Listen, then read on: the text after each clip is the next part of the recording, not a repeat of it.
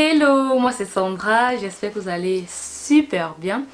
Alors, suite à ma fameuse affirmation, comme quoi les coiffures protectrices ne sont pas protectrices, ce sont plutôt des coiffures destructrices, vous avez eu beaucoup de questions. Pourquoi est-ce que je dis ça? Et voilà. Pour répondre à cette question, j'ai décidé de faire une série de 3 vidéos. Je ne sais pas encore comment je vais les intituler. Vous allez voir dans le titre, mais à ce moment, je ne sais pas encore comment je vais intituler cette série de 3 vidéos. Je vais faire une série de 3 vidéos pour vraiment vous expliquer en détail pourquoi je dis que ce ne sont pas des coiffures protectrices. Et j'aimerais au final qu'on donne la place qui est due à ces coiffures. Tout simplement, ce sont tout simplement des coiffures qui vous permettent de changer de tête, qui vous permettent d'avoir un autre style, ajouter de la couleur, etc. Ce sont tout simplement des coiffures, pas plus, pas moins. Déjà, laissez-moi vous dire d'où vient ce concept de coiffure protectrice.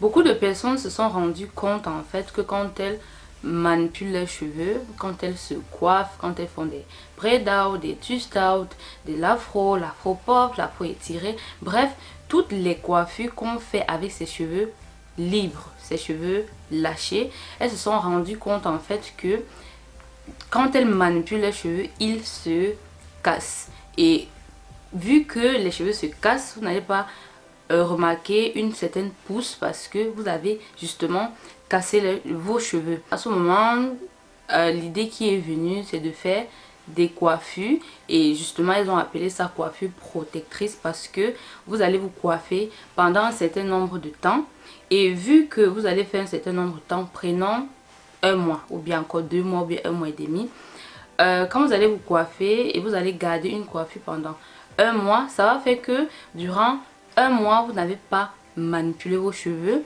et par conséquent vous allez maintenir de la longueur et vous allez donc voir un changement de pousse dans vos cheveux. Alors c'est vrai, mais on oublie plein de petits facteurs qui entrent en jeu, qui font au final que ce que vous avez soi-disant conservé durant cette période, on oublie beaucoup d'autres facteurs qui entrent en jeu, qui font que au final ce que vous avez retenu, vous allez perdre toute cette longueur que vous avez retenue et plus encore.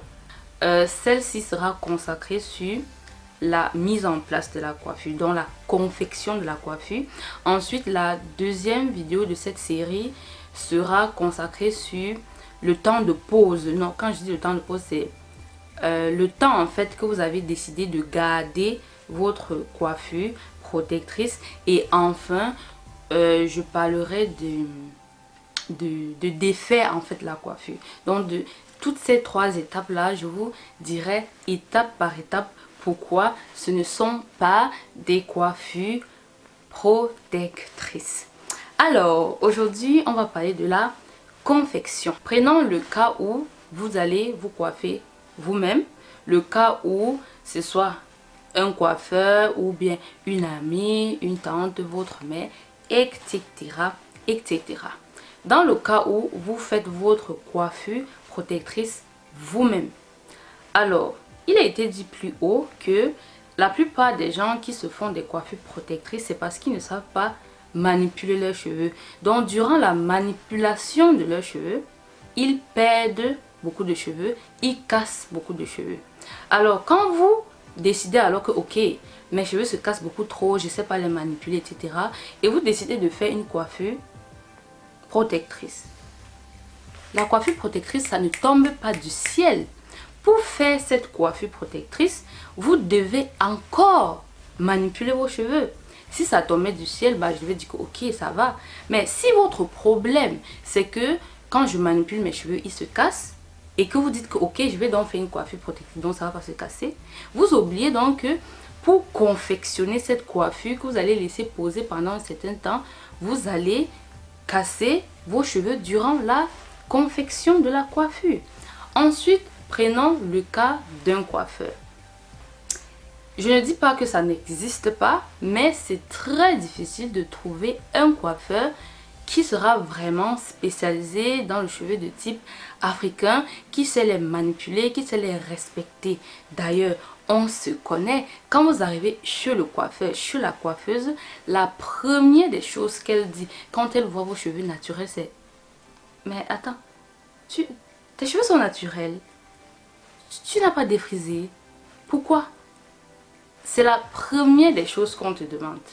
Ensuite, quand elle te propose donc de défriser les cheveux, surtout au Cameroun, c'est un classique. Quand tu pars chez la coiffeuse et tu as les cheveux naturels, c'est la première des choses qu'elle te conseille, de faire un défrisage. Déjà, vous remarquez à ce moment l'incapacité du coiffeur à traiter vos cheveux, parce que quand un coiffeur voit déjà vos cheveux et s'étonne qu'ils sont naturels, cela implique juste une chose, qu'elle ne sait pas comment gérer ce cheveu là. Ensuite, elle vous propose donc la solution qui est facile pour elle, c'est-à-dire le défrisage. Quand vous refusez donc de vous défriser les cheveux, elle vous propose un lissage. C'est un classique, que ce soit en Afrique, que ce soit en Europe, ou alors quand vous allez dans un salon qui est, on va dire, dédié aux cheveux crépus, ils ne vont pas vous proposer de défriser vos cheveux, mais ça sera plutôt la phase lissage. Alors, quand on vous fait un lissage, très souvent on fait un brushing. Ça, ce sont mes observations. Quand on fait un brushing, elles utilisent très souvent ces peignes ronds là qu'on utilise sur des cheveux caucasiens. Et j'ai dernièrement entendu une coiffeuse dire que non, sur des cheveux de type africain, ce n'est pas mauvais. Ça va, ça passe.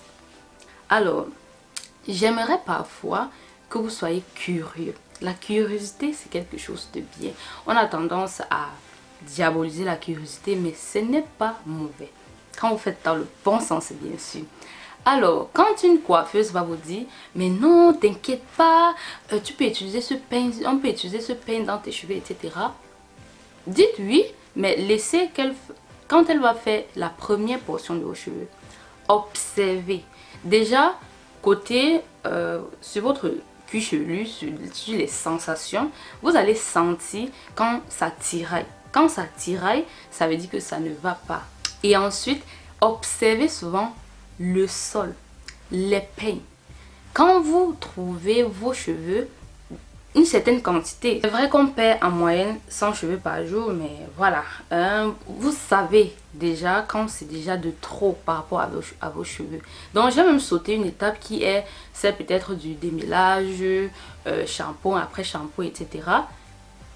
Là aussi, parfois on vous peigne les cheveux d'une certaine façon qui, je ne sais pas, bon, voilà, vous savez de quoi je parle. On vous peigne ça d'une façon là, ça vous casse les cheveux.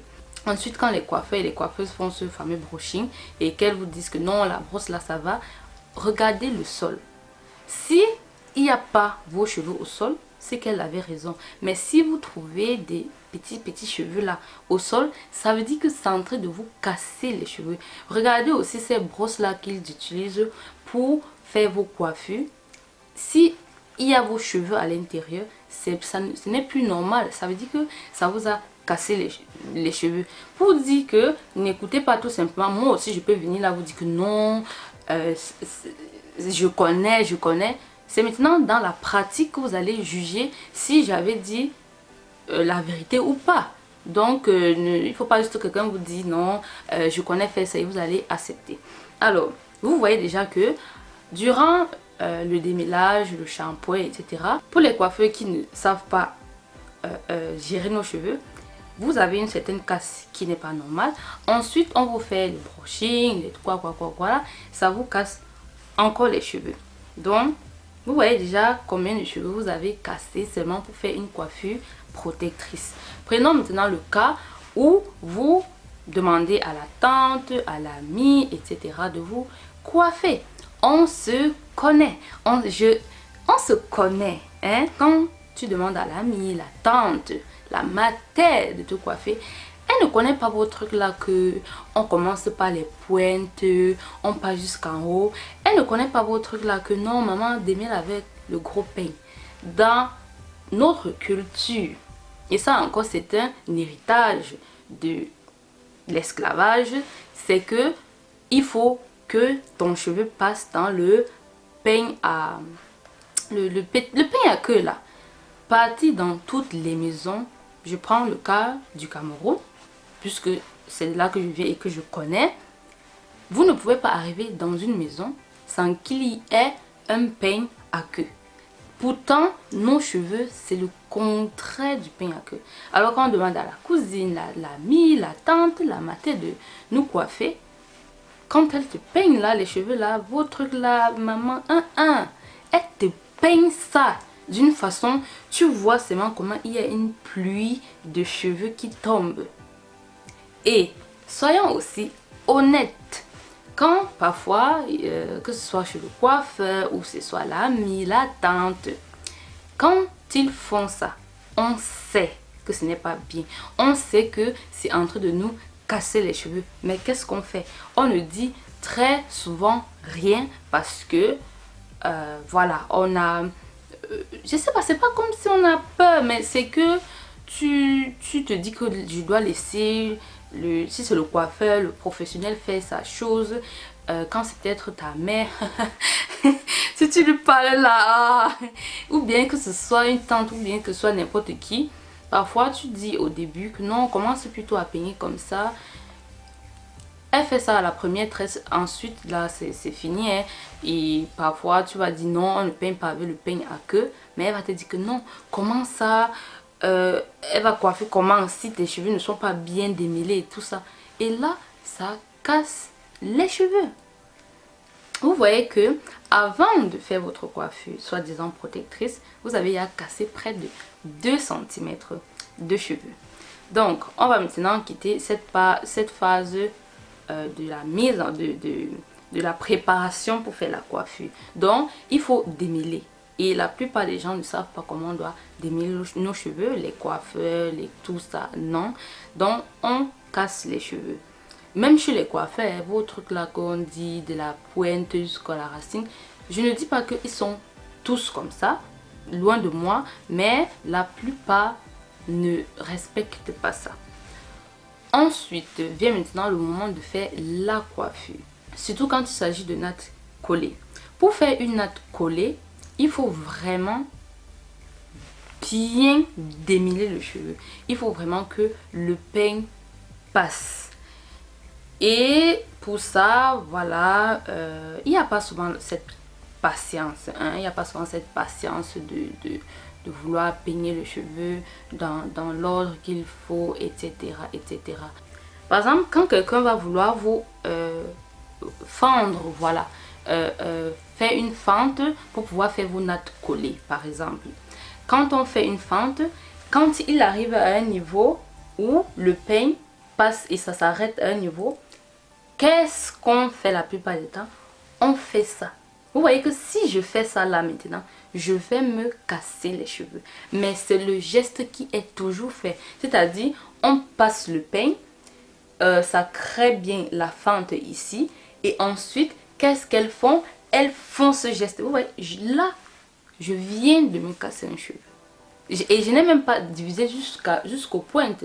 Mais là, je viens déjà de me casser un cheveu. J'ai en fait entendu le bruit d'un cheveu qui a fait. Vous voyez ce bruit-là? Tic! Je viens de me casser un cheveu. Et c'est ça. Quand on fend le cheveu, surtout pour les nattes collées, comme j'ai dit, on casse tellement de cheveux. Et la plupart du temps, nos cheveux aux pointes s'enroulent. Donc, imaginez toute cette boule de cheveux qui s'est enroulée là. Et quand quelqu'un passe le peigne et après prend ses mains et fait ça, tout ce qui est en bas là, ça se casse. Ensuite, vient maintenant le moment de réaliser la coiffure. Je parle encore toujours de natte collée. Quand on va prendre une natte, vous savez, on commence par passer la main et on doit aller jusqu'à la pointe. On passe encore, à chaque fois on va passer. Et ce mouvement de passer d'aller jusqu'aux pointes, arriver les pointes sont encore emmêlées malgré qu'on a au préalable peigné, c'était bien démêlé. Mais quand on commence à natter, à faire des nattes collées, des twists collés, à un niveau, il faut passer la main jusqu'en haut et passer encore les mains, ainsi de suite. Quand la plupart des gens, ils passent comme ça, quand ils arrivent ici en haut, ils ne vont pas essayer de dire non, non, non, non, ils font ça. Et vous-même, soyez honnête, vous entendez souvent le bruit, comment vos cheveux font tac, tac. Donc, à chaque passage, on vous casse les cheveux. Et après, vous allez me dire que ce sont des coiffures protectrices qui vont vous permettre de gagner en longueur. En plus de tout ça, il y a ce fameux fléau qui nous mine quoi. Comme quoi, on pense que plus tu sais une coiffure, plus la coiffure sera jolie. Là, je ne vais pas entrer dans les détails des conséquences des cheveux serrés. On va voir ça dans la deuxième partie de cette session de vidéo. Vous vous doutez déjà que ce n'est pas bien, que ça va aussi arracher les cheveux, par conséquent la casse, et que au final, coiffure protectrice égale coiffure destructrice. Maintenant, je vais vous parler de mon cas. Je suis aussi coiffeuse, je suis coach capillaire, spécialisée sur le cheveu de type africain. Alors, je veux être honnête avec vous. Même quand moi, je coiffe, je crée de la casse. Déjà, les personnes que je coiffe savent que je suis très lente quand je coiffe. Et au final, je ne suis pas lente en ce qui concerne la technique de coiffage. Je suis lente parce que tous ces détails que je viens de vous dire plus haut, je fais très attention à ça. Et quand je vous dis très attention, il faut savoir que je sais comment ce cheveu fonctionne. Je sais les gestes qu'ils aiment et qu'ils n'aiment pas. Et je suis encore très minutieuse là-dessus. Raison pour laquelle ça me prend beaucoup de temps pour coiffer les gens. Mais malgré tout ça, quand je coiffe, je cause aussi de la casse. Pourquoi? Parce que à un certain moment, je dois quand même finir la coiffure. Vous voyez, si je vais, par exemple, comme je vous ai dit tout à l'heure, faire une raie droite, par exemple, faire une coiffe, des nattes collées qui vont jusqu'à l'arrière. Quand je vais fendre en fait les cheveux, vous avez vu ce mouvement que je vous ai dit là, j'évite ça. J'évite justement, je commence par les pointes à défaire pour que ça ne pour qu'il n'y ait justement pas la casse. Et ce sont ces trucs là qui me prennent du temps. Tandis que les autres, quand elles vont vous coiffer, quand elle fait son trait, elle fend jusqu'à l'arrière et le reste, elle fait comme ça et ça vous casse les cheveux. Et je vous dis que malgré toutes ces précautions que je prends, à un moment, je sens que j'ai cassé un cheveu. Pour vous dire que si je voulais vraiment éviter à 100% la casse, je devais prendre toute une journée pour faire une coiffure qui normalement peut faire, je sais pas, 5 heures de temps, par exemple. Donc, c'est un cheveu, personnellement, je trouve que c'est un cheveu, je sais que les gens vont peut-être mal comprendre ce que je dis, mais pour moi, c'est un cheveu qu'il ne faut pas coiffer. Et quand je dis pas coiffer, ce sont des trucs comme des nattes collées, juste couchées. Ça va encore, les twists, puisqu'il y a juste 2 brins et c'est juste 2 brins qu'il va falloir diviser au niveau des pointes, tandis que les nattes couchées, il va falloir diviser combien là, 3 brins à chaque fois. Quand vous passez, vous devez essayer de diviser jusqu'aux pointes pour que ça ne se casse pas. Donc je vais dire côté rentabilité temps. Côté rentabilité, le temps et ne pas casser les cheveux, je trouve que les nattes collées, c'est très difficile de réaliser cette coiffure, de gagner en temps et de, comment on dit, ne pas casser les cheveux.